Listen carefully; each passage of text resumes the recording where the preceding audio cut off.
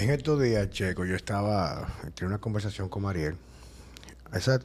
Como yo me pico muchísimas veces, que incluso he modificado mucho eso por el hecho de que, como que he pasado como una transformación especial en mi vida en los últimos, por decirte algo viejo, no sé, 7, 8 meses. En- para no irme a ese tema, el asunto es que me pico muchas veces porque creo yo, igual puedo asumir que quizás pueda decir mañana que me equivoqué, es que vivimos en una era tan interesante, como han dicho muchísimas personas pensadores. Se pensaba anteriormente que la ignorancia era por falta de información, que no era asequible a todo el mundo, tú sabes. Y nos damos cuenta que en realidad la ignorancia es un estado casi selectivo o una incapacidad de pensar de forma crítica. Ujú. Y por eso le digo a las personas muchas veces que es un grado de estupidez. Y cuando yo digo estupidez es porque yo en cierto momento también fui estúpido, en el sentido de cómo yo veía el mundo, cómo yo me dejaba manipular, tanto en el entrenamiento, la alimentación. Y uno se dogmatiza por temporadas. Creo que eso es parte también del crecimiento. Pero en aquel momento, cuando yo era joven, no había la gran cantidad de acceso a información, o por lo menos acceso a otras personas. Ahora mismo tú agarras, por ejemplo, y es fácil tú contactar a un tipo en cualquier lugar para una mentoría, o Ujú. irte a un gimnasio, a cualquier parte del mundo. Pero vamos al tema. El asunto es que tiene una conversación con Mariel, donde el caso de una famosa, bueno, no muy famosa, pero muy conocida, ella es doctora, estuvo casado con un espectacular médico dominicano en una ocasión. Ella fue una consultante de mí en una ocasión, desesperada, porque vivía, o sea, no se le quitaba una gripe, no podía hacer ejercicio, no aguantaba los dolores musculares, vivía prácticamente en apatía, lloraba de nada. Y el problema es que ella era vegana. O sea, cuando va a mi consulta, que claro, me está honrando con la consulta, porque es una persona de muy buenos recursos, Ujú. viaja mucho a congresos, ese tipo de cosas. Le digo yo, pero vieja, o sea, la solución tuya es comer carne. Me dice, "Ah, me da con eso, yo no quiero comer carne porque sí o qué". Y digo yo, pero entonces, todo lo que tú tienes es una manifestación de una profunda deficiencia de muchas cosas que por tu tipo de alimentación tu cuerpo ha dejado de percibir o de recibir. El asunto fue que tú sabes que eso es como una secta, eso es Sí, como una una religión. religión de esa de fanáticos. Y me dice, no, porque yo he estudiado con los mejores médicos del mundo que curan a la gente de cáncer, de enfermedades con la dieta vegana. Digo yo, entonces, pero ¿por qué no te va a dar uno de estos expertos que te está guiando en este sentido? No, que son muy ocupados, que sí o qué. El asunto es que yo debí en ese momento haberle dicho a ella que no le iba a atender, él iba a atender y devolverle el dinero que yo cobro por mis honorarios. Y eso es de las cosas que yo he aprendido, que mi papá siempre me dijo, que no todo el dinero se gana. Y yo debí, pero como que me entré como una disyuntiva de que, como, cuidado si lo ofendo. Y lo vi como un reto. Ujú. Viejo, y me senté a preparar un protocolo con todas las cosas que son carencias, aminoácidos sulfurosos, que si tirosina para dopamina, que te digo que si la carnosina, que la carnitina, las cosas que carecen de ese tipo de alimentación. La vaina fue que fue peor de lo que yo pensé, porque como a los 5 días que comenzó el protocolo, claro, con esa digestión descojonada por la mala alimentación y carente de alimentos que necesitan un pH apropiado, me mandó una foto que la estaban canalizando por una gastritis. Y dije, bueno, ya, me jodí yo, por no decir que no va a acabar conmigo. El asunto es que no vuelvo a hablar con ella y como a los 6 o 7 meses me la topo en mi centro consultándose con Jackson. Y la primera respuesta que me dije, mira, ya como carne, tú sabes. Entonces el tema que yo tenía con Mariela era el tema de eso. Y eso aconteció el fin de semana, hace 2 fines de semana atrás, cuando estamos con Claribel, que es casi la familia de nosotros, que es la que nos asiste en cuidar a nuestra madre los fines de semana. Ella siempre me escucha cuando vamos de fin de semana a los temas y yo pongo el tema del veganismo. Y digo, no, porque fulana es vegana, me dice, y Claribel, que tiene mucha confianza en mi terreno, pues me dice, Don, ¿qué es una persona vegana? ¿Que vive en La Vega? Digo, no, no, o sea, esos son personas que no comen carne. Dice ella, nada de carne. Digo, no, y me dice ella, ¿es una enfermedad? ¿Es que no pueden comer carne por alguna enfermedad? Digo, no, no, no. Dice, es que son muy pobres que no pueden comer carne. Digo, no, paradójicamente, casi siempre, en su mayoría, son personas que tienen el dinero para comer la mejor carne del mundo todos los días, pero deciden no comer carne. Dice ella, ¿cómo así? Pero si en mi familia, cuando juntamos unos chelitos, casi siempre, porque no podemos comprar carne, Eddie arroz habichuela con berenjena pasada por huevo o con tallota guisada, cuando compramos carne, hasta tenemos que estar pendiente a los muchachos para que no cojan 2 pedazos porque no da para todo el mundo. O sea, en su mundo de sentido, digamos, sentido común, de ver a su familia como sus abuelos que tienen mucha edad, no hay tal cosa como despreciar un alimento natural. Y definitivamente estamos en una era, como dice el doctor Johnny Bowden en el libro el Living the Low Carb Life, dice, no hay cosa que haga crear más movimientos viscerales que hablar de comida, porque cualquier persona ve un documental de 1 hora, se lee una revista en una sala de espera, en el dentista o en el psicólogo, o en el pediatra, en cualquier lugar, y ya es experto en nutrición. Así mismo es. Pero volviendo un poco al tema que tú estabas planteando, tú sabes, ahora no solo hay un exceso de información, pero se da la paradoja de que las personas más educadas generalmente son los que más perdidos están, porque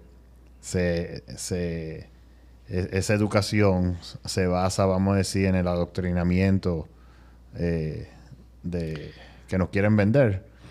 Y cuando tú te vas a la gente que supuestamente son poco educada, que quizás están más cerca a eso, a la interacción humana, y a usar su sentido común, ¿verdad? O preguntarle al abuelo. Y la misma, ¿cómo se llama?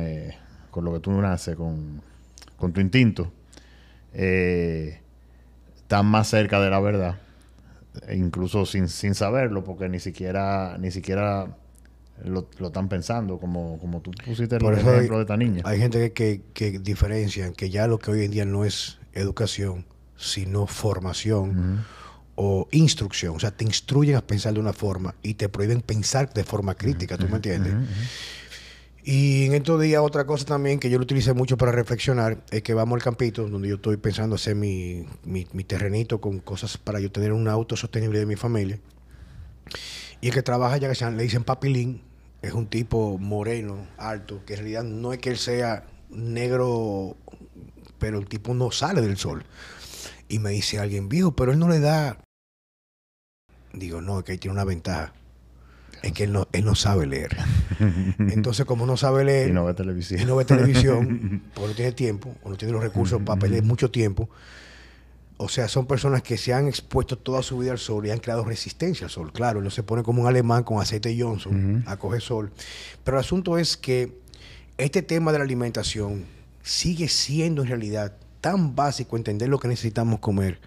Y muchas veces las personas que tienen la probabilidad de poder o la posibilidad de tener los recursos se restringen mucho a quizás a buscar una alimentación que vaya de la mano no solamente con la parte del placer, porque hay que definir el placer inmediato de lo que tú estás comiendo o el placer de sentirte capaz de tener una vida plena a través de un cuerpo sano completamente.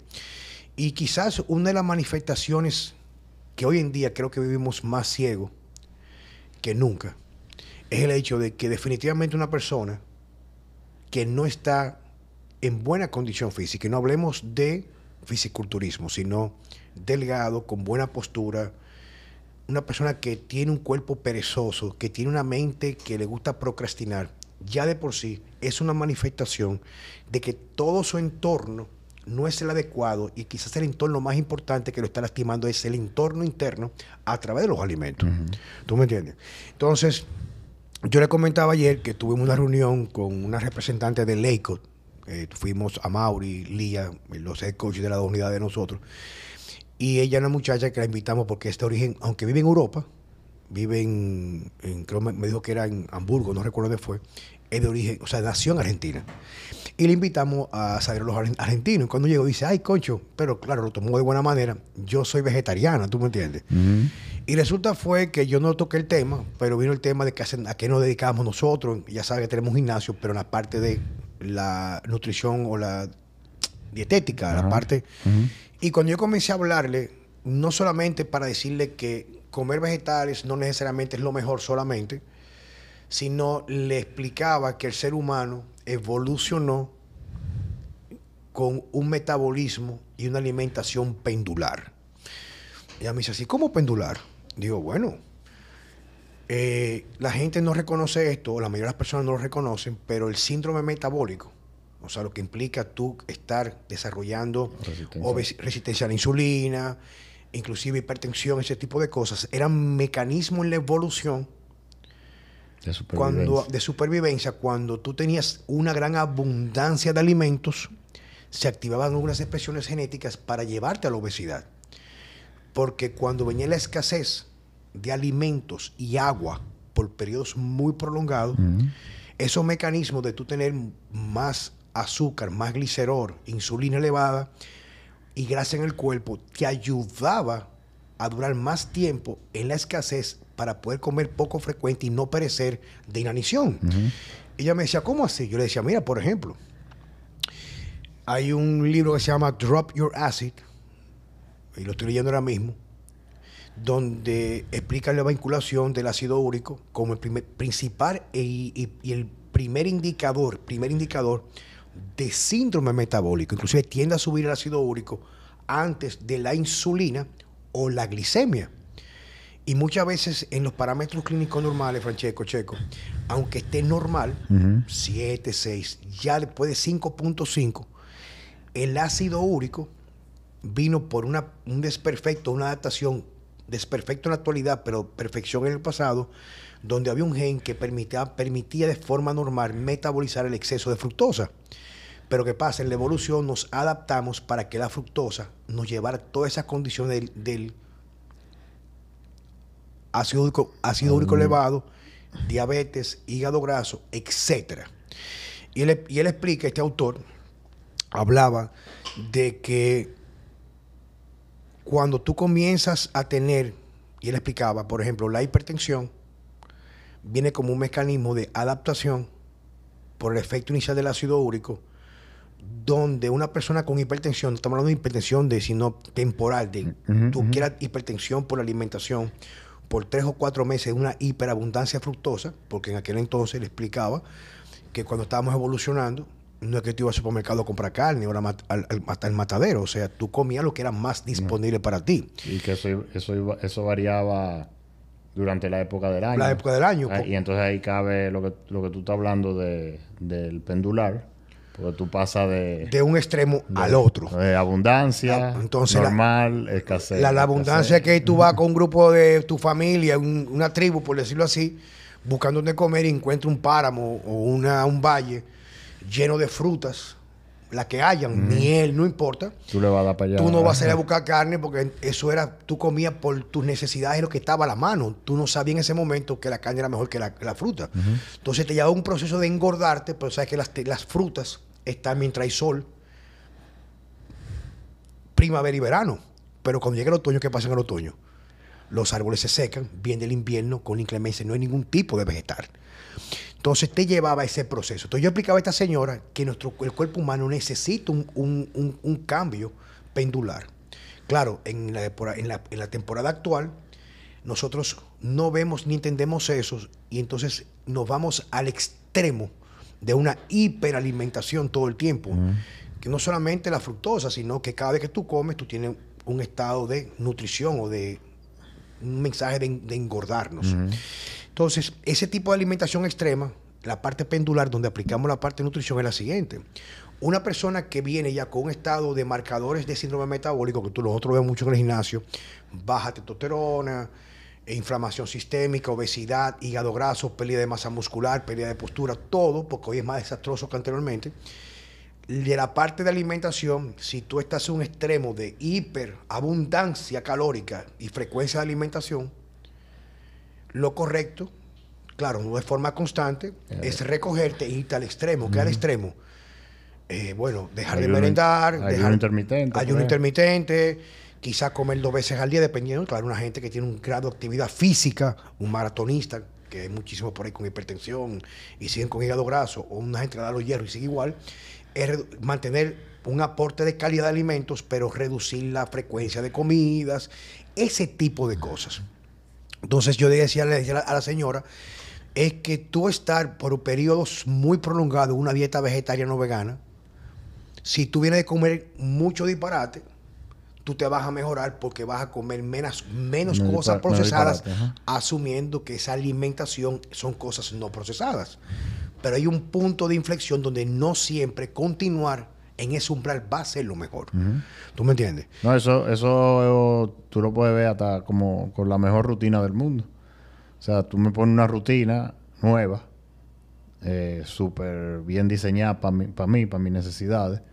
Y las primeras semanas o los primeros meses me va a funcionar nítido, pero eventualmente... ¿Tú te adaptas? Se va adaptando y en este caso, obviamente, no es que se crea quizá una deficiencia, pero... O se pudiera crear una deficiencia porque quizá en este momento yo necesito trabajar más ciertas cosas y la trabajo por mucho tiempo a expensa de otras. Tú sabes, entonces es como tú dices, o sea, casi siempre el que pasa de una alimentación de una alimentación normal, lo que la gente considera normal, a una vegana, va a experimentar cambio positivo al principio. Sobre todo por eso, porque pasa de muy procesado a menos procesado. Y aunque quizás no de la mejor forma, pero coge conciencia de lo que está comiendo. Sí, no, y que también otra cosa, Checo, que yo siempre he observado con las personas es, o sea, cualquier cambio que tú hagas, cualquier cambio dentro de un plan estructurado, tú te vas a sentir mucho mejor si tú vivías en la improvisación. ¿Tú me entiendes? Entonces, ¿qué pasa? Que la gente cree, y la gente no lo entiende, cree que comer carnes, por ejemplo, o animales o fuente proteica, es rico hot dog, es Wendy, es McDonald's, es un picapollo, que a lo mejor es pollo. Aparte un pollo, tú sabes que es una vaina, como lo crían esos animales, es metido, empanizado con harina transgénica, entonces frito en aceite de canola o aceite de maíz. Entonces tú tienes un alimento altamente que inflamatorio, que tu cuerpo, y la gente lo explica, la inflamación es otra cosa, es cuando tú pones en tu cuerpo algo que nunca debió haber llegado, porque nosotros no evolucionamos con ese tipo de alimentación. Entonces me salta con el ejemplo, por ejemplo, no, pero que el haitiano come de todo, sí, pero que también la salud no solamente lo que tú comes, también cómo tú te mueves, la cantidad de luz natural que tú coges. Porque el haitiano que tú ves a lo mejor en la calle aquí, y esas mujeres haitianas, tú la ves que no están ni contando calorías, ni comprando barra de proteína, ni bebiendo clan, ni quemador de grasa, tienen un culo impresionante y no tienen hasta los cuadritos pintados con 3 carajitos. No, y probablemente la relación del consumo calórico total con el gasto, en relación al gasto que llevan no es el mismo, proporcionalmente no es el mismo de nosotros, de la mayoría de la gente sedentaria o semisedentaria, porque la gente dice, no, pues yo hago ejercicio, viejo, porque tú vayas al gimnasio 3 veces a la semana, 3 horas, la semana tiene 100 y pico de horas. Eso es mejor que no hacer nada, pero no es lo óptimo. Pero ese haitiano está haciendo actividad física de algún tipo 8 o 9 horas viejo, al día. Caminan el día entero. Tú te paras ahora mismo en la calle en la mañana temprano y tú lo ves cómo van en grupitos a trabajar de forma honesta, honrada a las construcciones o cualquier lugar. No, y si están en una construcción a cargar bloques, a cargar cemento. Tú ves esos haitianos parado en el sol. Entonces, yo le decía a una persona que ese mismo haitiano, yo que voy a un lugar, a la casa de mi amigo Mike Gator, en el northeast de Miami, porque él es piloto y vive cerquita del aeropuerto, y ahí por ahí mismo una comunidad muy, muy amplia de una comunidad haitiana. Y cuando tú pides un Uber, casi de 5 Uber, 4 son haitianos. Y ya están gordos, con obesidad, con barriga.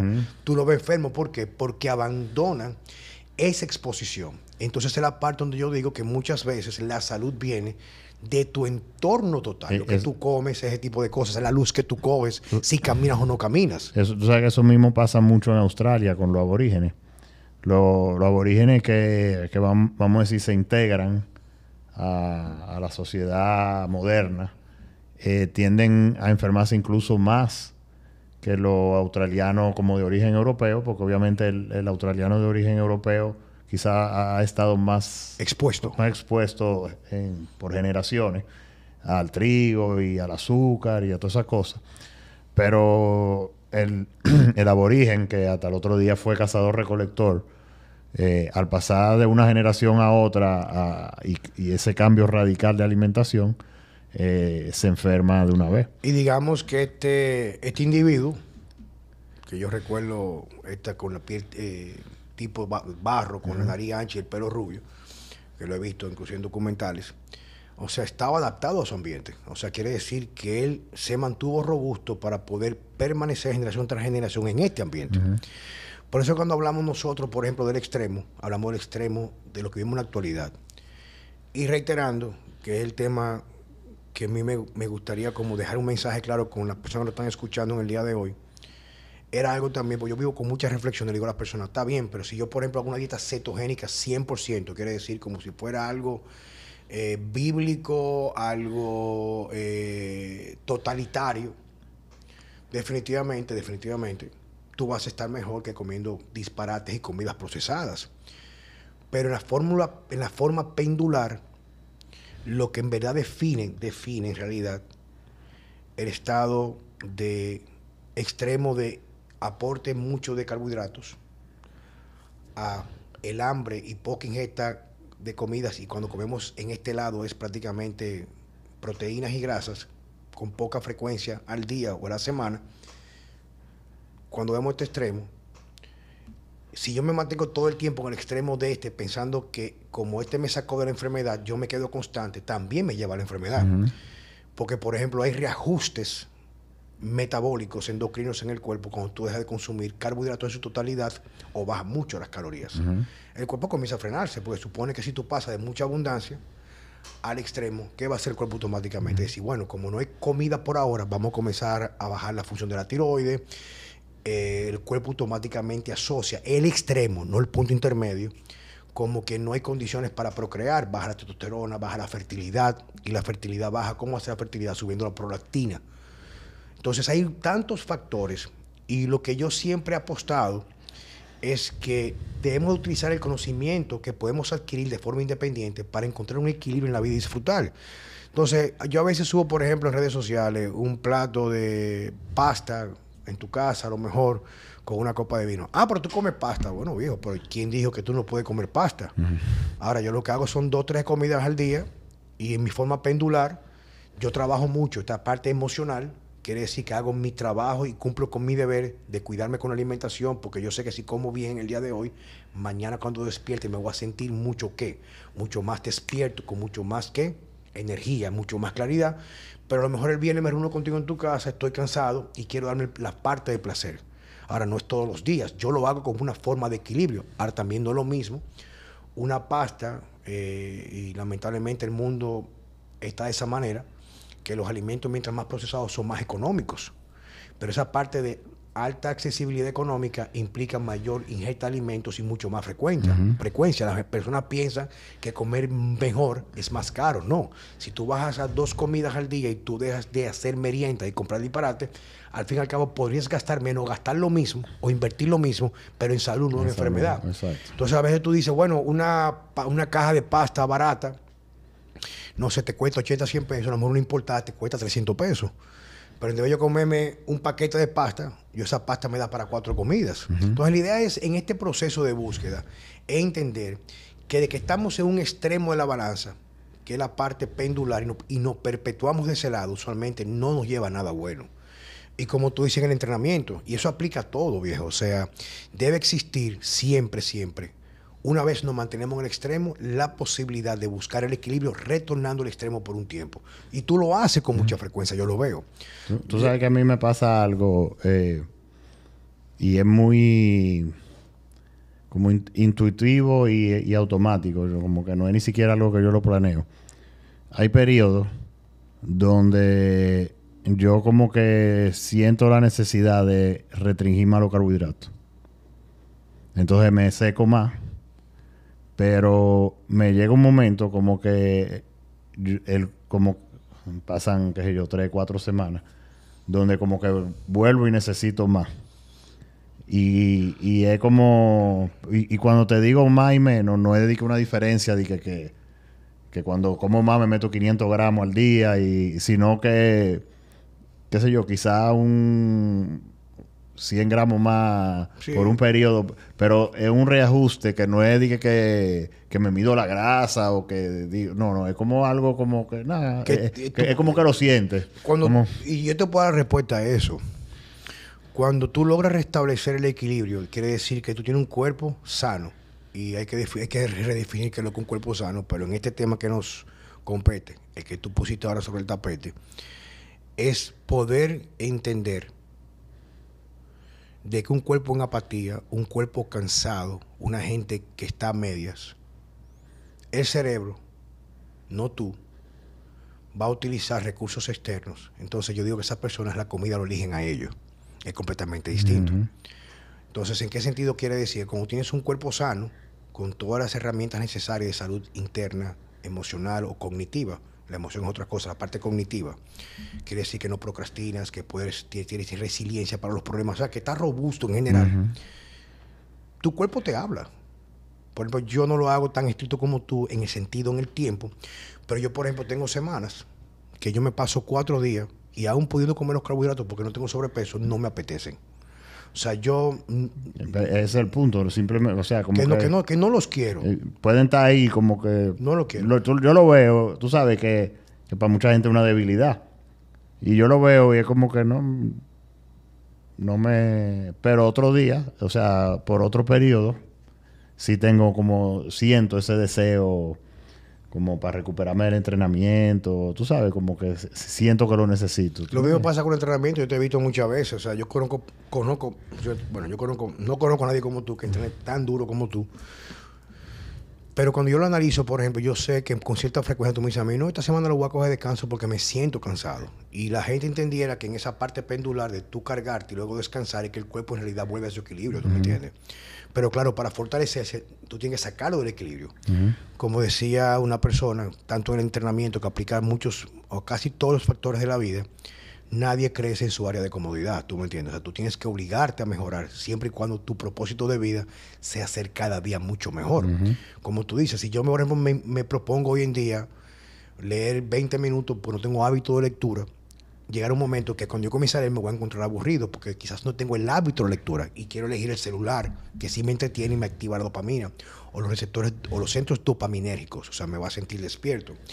Pero cuando tú le coges el pie, llega un momento que al tercer o cuarto día de lectura te das cuenta que el tiempo pasa y ni siquiera te das cuenta y comienzas a leer un poco más. Y a lo mejor tú de leer 20 minutos, que te adaptaste ya, tú vas a querer 30. O sea, tú vas a buscar forma de tener, digamos que, hábitos o tareas cotidianas que te llevan mucho y te avanzan mucho más a lo que tiene que ver a conseguir esa plenitud, que es lo que nosotros tratamos de promover con esta cruzada. Checo, una pregunta. Si tú pudieras enumerar ahora mismo 2 o 3 factores que podrían tener una gran incidencia en que las personas puedan entender la importancia de la alimentación, ¿cuáles serían? O sea, factores que ayuden a las personas a entender. ¿Cuáles son las cosas que tú, una persona que nos está escuchando, que no tiene este enfoque de la alimentación, que lo podrían motivar a ellos a hacer el cambio? Bueno, obviamente lamentablemente la mayoría de las personas se motivan más por el cambio estético que por el de salud. Y yo creo que por eso, y tú sabes que tú puedes lograr cambio estético con técnicas, vamos a decir, de nutrición que no necesariamente son saludables. Y mucha gente cae en eso por tratar de conseguir los resultados rápidos. Pero yo entiendo que o sea, lo difícil y de verdad es como lo que a mí también más me cuesta pasarle a la gente, porque es como que hasta que la gente no decide despertar y absorber lo que tú le estás diciendo, como que tú le dices la cosa y tú sabes, se le rebalan. Es entender esa relación que hay entre lo que ellos comen y su calidad de vida y su salud. Entonces, si tú le preguntas a cualquier persona, te va a decir, no, que la salud es lo más importante para mí. Pero su concepto de salud es... Y al médico y que le digan que no tiene ninguna enfermedad. Exacto, hacerse el chequeo VIP una vez al año y cruzar los dedos de que todo salga bien, ¿tú me entiendes?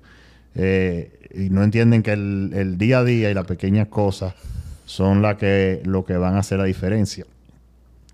Y si uno pudiera transmitir como un mínimo de lo que uno entiende y lo que de cómo funciona el cuerpo y qué le hacen los alimentos al cuerpo, para que la gente que la gente come le hace el cuerpo. Exacto. Porque la gente no come alimentos hoy en día en su mayoría. Exacto, entiendo. O sea, porque incluso hay mucha gente que lo sabe y siguen comiendo disparate y lo saben y te lo dicen. Sí, no, por cualquier disparate, de que no, que yo estoy estresado y estoy comiendo mal. Pero yo subí estos días, hace como 4 o 5 días, una publicación del doctor Eric Berg, que yo usualmente no pongo muchas cosas de ese tipo en las redes sociales mías en Instagram, pero estaba traducido al español de forma simultánea, donde le explicaba lo que hace una papita frita de McDonald's. O sea, viejo, eso es como tú compras un frasco que diga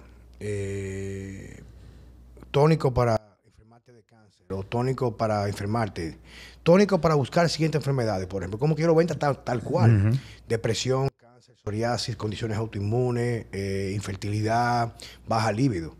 Y el tipo lo está explicando. O sea, quiere decir que está ahí, tú lo puedes investigar, el efecto que tiene, y que inclusive esos aceites con el cual lo fríen, cuando tú te lo comes, te deja un efecto residual de 2 años y pico a nivel celular.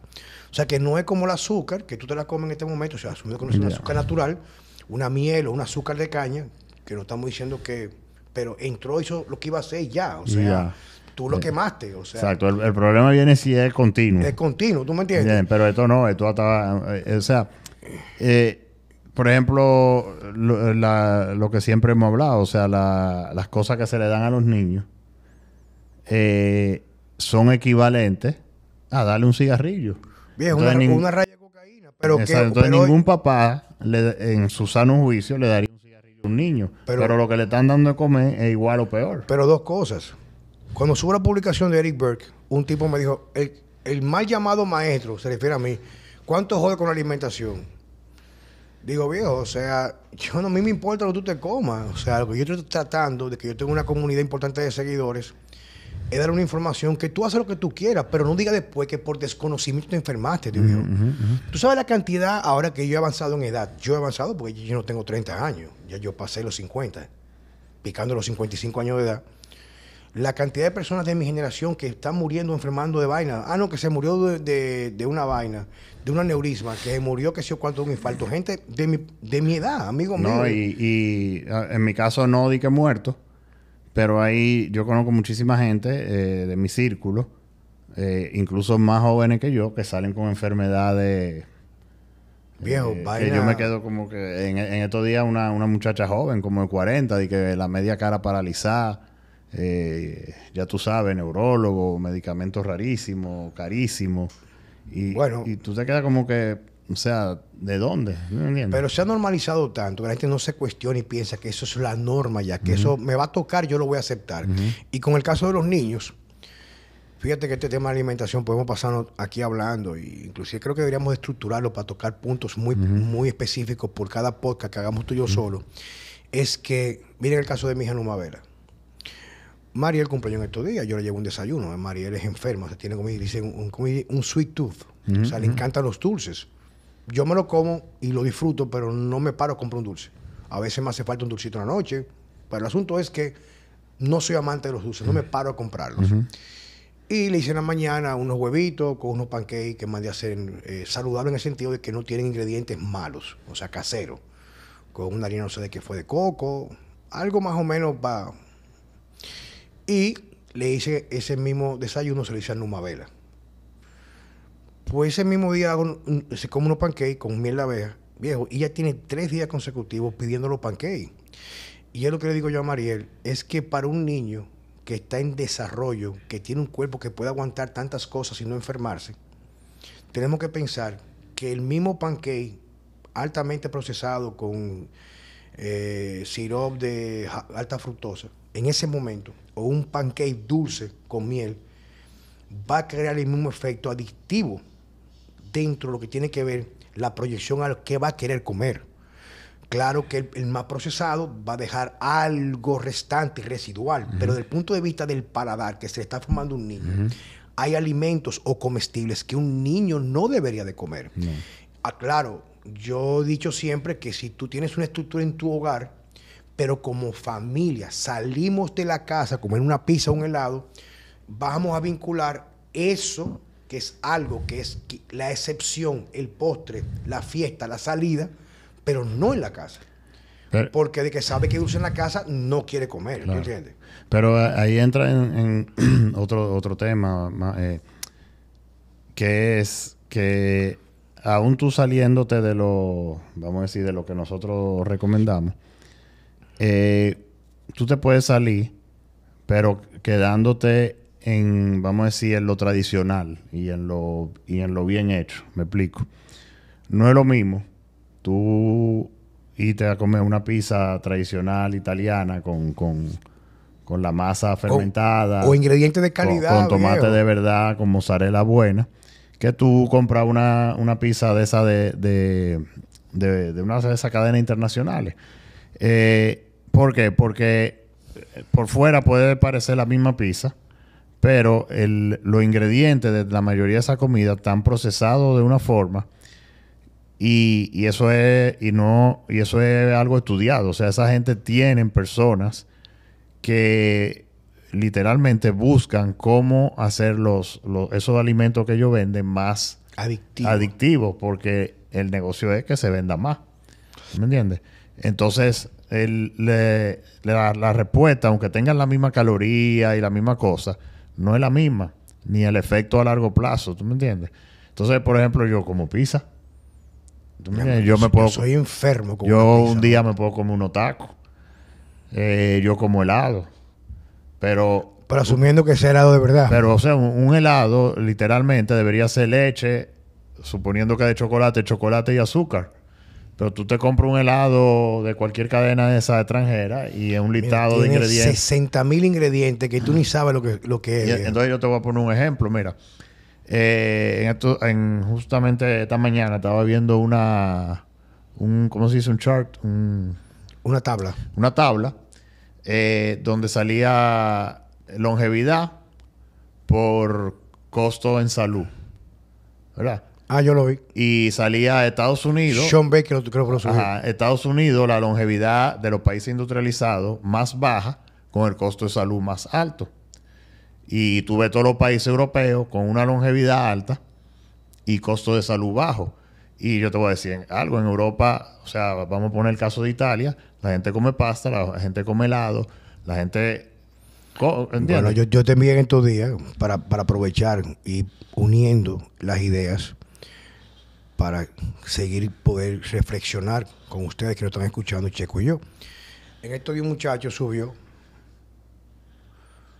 un investigador, subió un video diciendo, la gente pierde tanto tiempo que si esto, lo otro.